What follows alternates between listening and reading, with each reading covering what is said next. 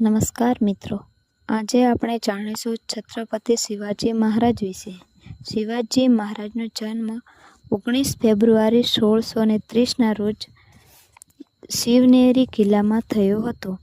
માતા જીજાબાઈના સંસ્કાર અને સાહસે તેમને મહાન યોદ્ધા બનાવ્યા. તેમણે હિન્દવી સ્વરાજ્યની સ્થાપના કરી અને ગનિમી કાવાની યુદ્ધનીતિઓ અને અનેક શક્તિશાળી શત્રુઓનો સામનો કર્યો.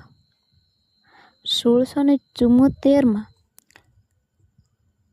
રાયગઢ કિલ્લા પર તેમનો ભવ્ય રાજ્યાભિષેક થયો. તેઓ બહાદુર યોદ્ધા હોવા ઉપરાંત ન્યાયી અને પ્રજાસત્તાક શાસક પણ હતા. આજે પણ તેમનું નામ જીવન આપણને હિંમત, સ્વાભિમાન અને દેશપ્રેમની પ્રેરણા આપે છે. જય ભવાની, જય શિવાજી. ધન્યવાદ.